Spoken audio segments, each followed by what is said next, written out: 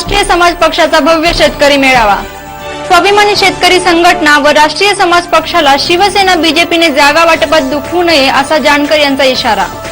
गणेश उत्सवाची धामधूम सुरू, गणेश शाळा गजबजल्या। अनंत गीते यांचा उस्मानाबाद दौरा। नमस्कार, मी Ashwini. Time TV Maharashtra news bulletin मध्ये आपलं स्वागत। पाहूया सविस्तर वृत्त। उस्मानाबाद येथील भूम येथे राष्ट्रीय समाज पक्षाचे अध्यक्ष महादेवजी जानकर साहेब यांच्या उपस्थितीत भव्य शेतकरी मेळावा संपन्न झाला। या मेळाव्याचे आयोजन राष्ट्रीय समाज पक्षाचे प्रदेश सरचिटणीस माननीय बाळासाहेब पाटील हाडोगरीकर यांनी केले होते। यावेळी माजी मंत्री विनायकराव पाटील, शिवसंग्राम पक्षाचे अध्यक्ष शिंदे, प्रदेश सरचिटणीस सुजित सिंह ठाकूर व महायुतीचे पदाधिकारी व्यासपीठाकर उपस्थित होते। यावेळी आपल्या भाषणात माननीय जानकर यांनी उपमुख्यमंत्री अजित पवार व पाटबंधारे मंत्री सुनील तटकरे यांनी केलेल्या सिंचन घोटाळ्याचा समाचार घेतला व येत्या निवडणुकीत महायुतीची सत्ता येईल असा विश्वासही व्यक्त केला। यवतमाळ जिल्ह्यातील बिटरगाव जवळ डोंगर माथ्यावर निसर्गरम्य परिसरात वसलेल्या शिवलिंगाच्या दर्शनासाठी श्रावण महिन्याच्या शेवटच्या दिवशी भाविकांनी गर्दी केली होती। भाविकांचे श्रद्धास्थान असलेले शिवलिंगाचे मंदिर यवतमाळ जिल्ह्यातील उमरखेड तालुक्यातील बिटरगाव येथून 8 ते 9 किलोमीटर अंतरावर डोंगर माथ्यावर निसर्गरम्य परिसरामध्ये अनेक वर्षापासून वसलेले आहे। भाविकांच्या मनोकामनेला पावणारे श्रद्धास्थान अशी ख्याती दूरवर अनेक वर्षापासून पसरलेली आहे। त्यामुळे श्रावण महिन्यातील प्रत्येक सोमवारी दूरवरून भाविक भक्त मोठ्या संख्येने दर्शन घेण्यासाठी येतात। शिवलिंगाचे दर्शन घेण्यासाठी सर्व श्रद्धाळूंना बिटरगाव येथून 8 ते 9 किलोमीटर अंतर 5 डोंगर माथे ओलांडून पायीच यावे लागते। श्रद्धेमुळे पायी चालण्याचा खडतर प्रवास आनंदाने करतात। या ठिकाणी श्रावण महिन्यातील शेवटच्या दिवशी यात्रा भरविली जाते। मोठ्या संख्येने दूरवरून श्रद्धाळू येतात। तसेच दर्शन घेऊन महाप्रसादी ग्रहण करतात। असे हे निसर्गरम्य परिसरामध्ये डोंगर माथ्यावर वसलेले शिवलिंगाचे श्रद्धास्थान आहे।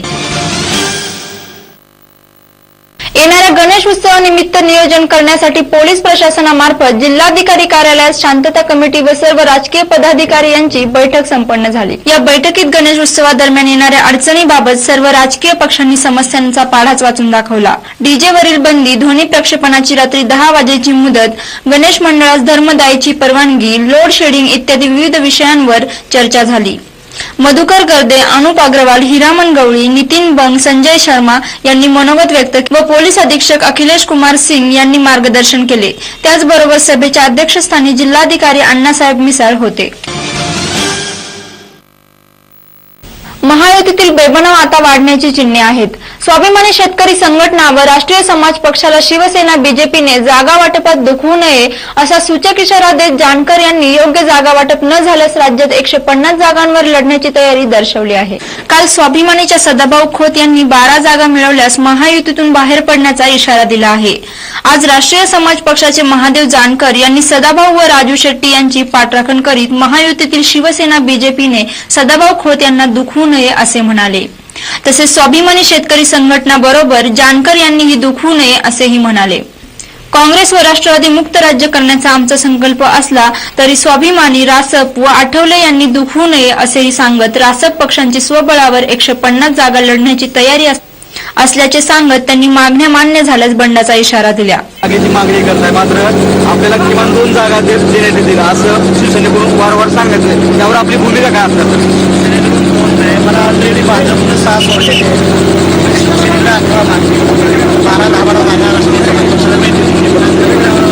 शिवसेना वारंवारती असं सांगितले, स्वाभिमानी सांगितलं की ब्लॅकमेलिंग करू नका। तर आपण या शिवसेनेच्या भूमिकेकडे कसं बघता? सांगितलं ना त्यांना, उद्धव ठाकरे ज्यावेळेस मंत्री त्यावेळेस सांगितलं रामदास कदमच्या यांना एवढे इकडे नेते आहेत ना, त्यांचं काय एका पक्षाचा अध्यक्ष आहे, उद्धव ठाकरे सांगितले म्हणजे सध्या तर आपली तोडजोडीची भूमिका आहे। आमची राहणार आहे शिवसेना, भाजप, आरपीआय, रासपा, स्वाभिमानी शेतकरी सगळ्यांची आमची युती असणार आहे।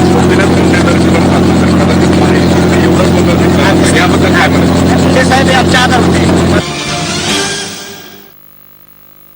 अल्पसंख्याक मोर्चा महाराष्ट्र प्रदेशचे नव्याने झालेले महामंत्री मोहसिन जफर खान यांच्यासोबत आमच्या प्रतिनिधीने संवाद साधला। चला तर पाहूयात काय बोलले ते।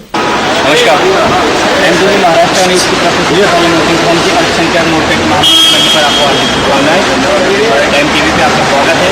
जैसा कि अल्पसंख्यक मोर्चा के आप महामंत्री महाराष्ट्र कांस्टेबल से नियुक्त किए गए हैं। अल्पसंख्या पे आप महामंत्री बने, अल्पसंख्या के लिए आप क्या करना चाहते हैं? महाराष्ट्र प्रदेश में जिस दिन हमारी सरकार आई उस दिन के बाद से अल्पसंख्यक समाज का विकास ही विकास होगा। शहर के अंदर हमारे कॉलेजेस उनके लिए खोले जाएंगे, हर महाराष्ट्र के हर शहर के अंदर हमें कब्रस्तान की सुविधाएँ की जाएगी और जितने बच्चे अशिक्षित हैं उनको शिक्षा मिलेगी। कोणत्याही शुभ कार्याच्या सुरुवातीला गणेशाचे स्मरण पूजन करतातच. तेच गणपती येत्या 29 ऑगस्टला येत असून सिंधुदुर्गवासियांनी जोरदार तयारी केलेली आहे. महाराष्ट्राचे आराध्य दैवत श्री देव गणेशाय अष्टविनायक विघ्नहर्ता विघ्ननाशक प्रत्येक शुभ कार्याच्या सुरुवातीला गणेशाय स्मरण पूजन करूनच कोणतेही चांगले काम सिंधुदुर्गवासी भक्तजन सुरू करतात. या गणेशाचा उत्सव 29 ऑगस्टला शुक्रवारी होत आहे. पूर्ण महाराष्ट्रभर या ठिकाणी गणेशाचे महाराष्ट्रीयन भक्तगण आहेतच. या ठिकाणी साजरा होत असलेला उत्सव देश विदेशात पण हा उत्सव होतो. सिंधुदुर्ग जिल्ह्यात या गणेश उत्सवाचे मूर्तिकाम रंगविण्याचे काम रात्रंदिवस सुरू आहे. गणेश शाळा गजबजलेल्या आहेतच, त्याचप्रमाणे मूर्तिकार जोमाने कामाला लागले आहेत. तसेच अन्य राज्यात प्रसिद्ध असणारे सिंधुदुर्ग जिल्ह्यातील मूर्तिकार ज्यांनी पूर्ण महाराष्ट्रात नावलौकिक मिळवला आहे यांच्याशी सिंधुदुर्गचे टाइम टीव्ही महाराष्ट्राचे रिपोर्टर रामचंद्र कुडाळकर यांनी संवाद साधला. रामभाऊ माजरेकर आणि हे आता आमचं गणपतीचं काम जवळजवळ आम्ही आता माझे आजोबा करायचे, आजोबानंतर आमचे वडील करायचे, वडिलांनंतर आता मी करतोय. आणि हे आमचे गणपती जवळजवळ आमचे रत्नागिरी, सिंधुदुर्ग, हे काय म्हणतात ते राधानगरी, तुमचा चंदगड, कोल्हापूर, या कोल्हापूरचा गणपती आहे. आणि असे गोवा आणि हे आमच्या सिंधुदुर्ग संबंध जिल्ह्यामध्ये हे आमच्याकडे गणपती भरपूर असतात. हे आमचं 12 महिने गणपतीचं काम वेगळं चालू असतं, पण बाकी इतर कामे आमच्या घरामध्ये असतात. तेव्हा गव्हर्नमेंटने आमच्या ह्याच्यावरती आम्ही काही आमचे कलाकार आहेत, ते कलाकारांना गव्हर्नमेंटने आमच्या थोडं लक्ष देऊन की नाही, गव्हर्नमेंटने आमच्या शासनाने आम्हाला मदत करावी. काही कलाकार त्यांना काम नसतं तर त्यांनाही गव्हर्नमेंटने थोडी मदत करावी. उस्मानाबाद मध्ये आज केंद्रीय मंत्री अनंत गीते यांनी शेतकऱ्यांच्या शेतात न जाता रस्त्यावर उभे राहून दुष्काळ पाहणी दौरा आटोपता घेतला. गीते यांनी शेतकऱ्यांनी शेतातील उपटून आणलेली पिके रस्त्यावर उभे राहून पाहिली व दुष्काळाच्या उपाययोजनांची जबाबदारी राज्य सरकारची आहे असे सांगून शेतकरी यांच्या जखमेवर मीठ चोळले. तुम्हाला आता काय इच्छा काय वाटते की कपडे उतरवून मंत्र्याने शेतात उतरायचे अशी अपेक्षा आहे की काय? अरे केंद्रातला मंत्री तुमच्या शेतापर्यंत आला हे कमी आहे का? आता शेतातच आलोच नाही तर आला हे कमी आहे का? त्याची दखल घेणार का की फक्त रस्त्यावर उभे राहिले तेवढंच फक्त? नागपूरचे बीजेपीचे गिरीश व्यास यांच्यासोबत आमच्या प्रतिनिधींनी येणाऱ्या विधानसभा निवडणुकीवर चर्चा केली आहे. चला तर पाहूयात काय चर्चा झाली या दरम्यान. आज महाराष्ट्र भारतीय जनता पार्टी बीजेपी के प्रवक्ता गिरीश जी मेरे साथ मौजूद है.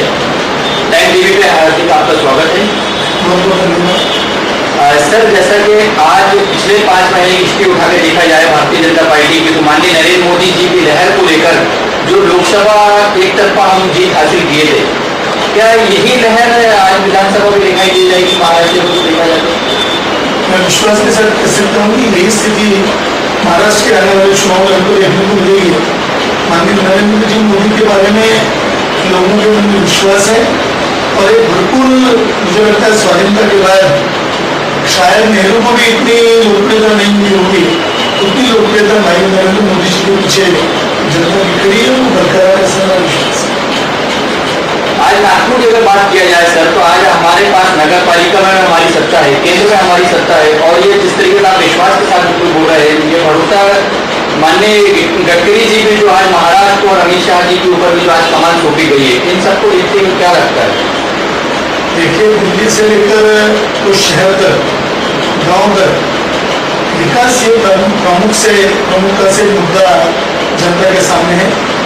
और माननीय नितिन जी गडकरी हों, मेरे श्रद्धेय प्रधानमंत्री नरेंद्र जी मोदी हों या उनकी टीम के सारे सदस्य जो आज मंत्रिपरिषद में या सांसद तक हैं, इन सारे लोगों ने अपने अपने क्षेत्रों में एक जनता के मन में विश्वास पैदा करा है कि विकास दे देंगे. और उस दृष्टि से सरकार का बहुत गंभीरता से प्रयत्न भी चालू है. हर मंत्रिपरिषद का मंत्री अपने अपने विभाग के अंतर्गत प्रभावी काम करना है और प्रभावी काम के द्वारा जनता को राहत देने का काम कर रहा है.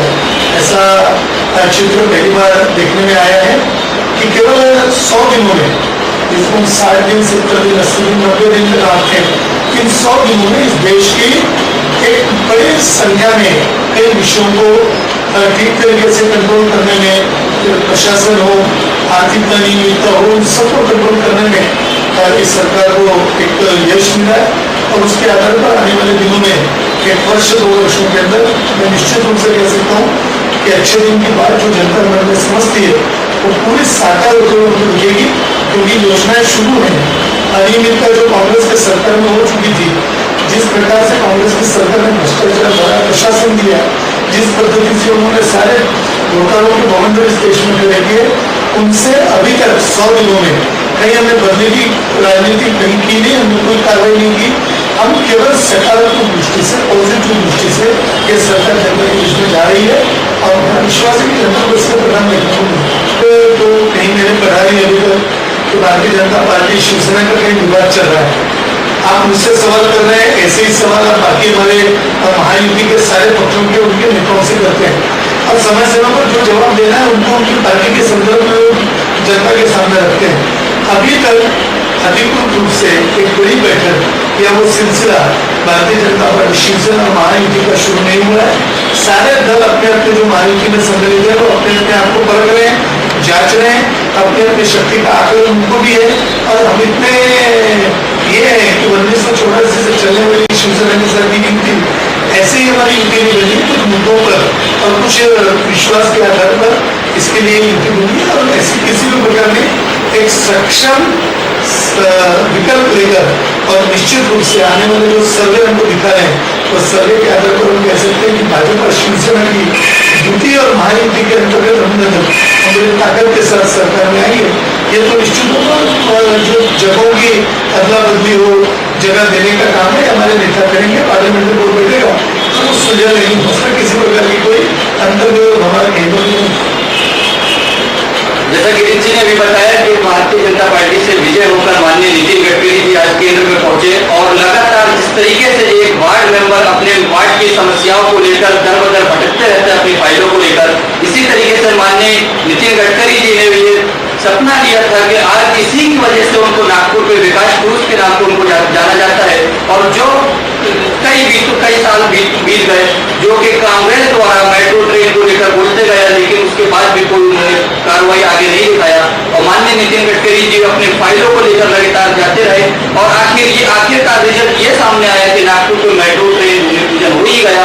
आगे देखना यह है कि माननीय नितिन गडकरी जी और अपने शहर के लिए क्या विकास पुरुष के नाम से वो जाने जाते हैं। ये टाइम टीवी चैनल के माध्यम से मैं बताना चाहता हूँ कि जिस तरीके से माननीय नितिन गडकरी जी को लगातार हम पिछले कई वर्षों से देखते जा रहे हैं, विकास और नागपुर के लिए ठीक कर रहे हैं। आगे भी आप देखते रहिए Time TV Maharashtra news. Salim Rahman, cameraman Mohammad Azam के साथ नागपुर। आणि आज वेळ झाली इथेच थांबण्याची। तुम्ही पाहत राहा टाइम टीव्ही महाराष्ट्र न्यूज, अचूक वेळ खरी गोष्ट। नमस्कार।